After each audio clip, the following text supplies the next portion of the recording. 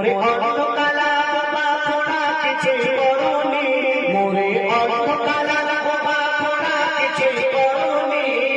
আমি বান্দা এমন ও খোদা তোমায় চিনি, আমি বান্দা এমন ও খোদা তোমায় চিনি।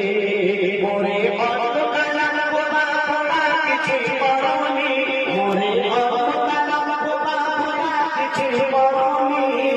আমি বান্দা এমন ও খোদা তোমায় চিনি, আমি বান্দা এমন ও খোদা তোমায় চিনি। আমি ঘুম থেকে উঠে সূর্যের আলো দেখা পাচ্ছি, দুনিয়ায় বিভিন্ন ধরনের আমরা কতকে দেখা পাচ্ছি, কিন্তু যারা অন্ধ, যারা দু চোখে কিছুই দেখতে পায় না, তারা এই পৃথিবীতে কিছুই দেখতে পায় না, তাদের দিন দিন আগামী সব সময় এই অন্ধ মানুষ কোরআনে হাফেজ কোরআন শরীফ মুখস্থ করে নিয়েছে, কিন্তু আমাদের দুটো চোখ ভালো থাকতেও এই কোরআন শরীফ পড়ার মতো আমরা সময় পাই না। তো কবি কি লিখছেন?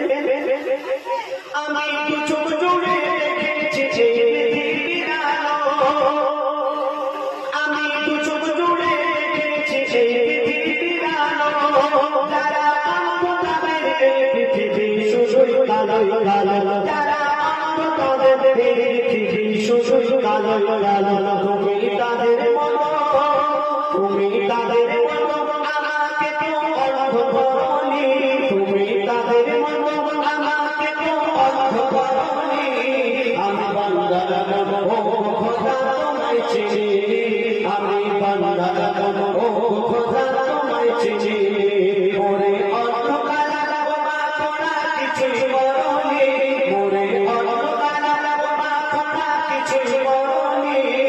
আমি বান্দা এমন ও খোদা তোমায় চিনি, আমি বান্দা এমন ও খোদা তোমায় চিনি।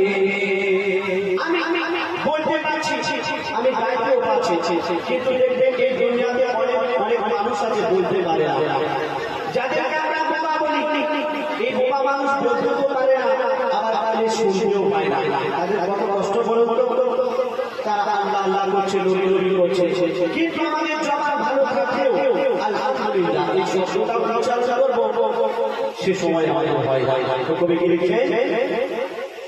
আমি বলতে পারি, আমি বলতে পারি হাজার কথা নাম শুনতে পাই, আমি বলতে পারি হাজার কথা নাম শুনতে পাই।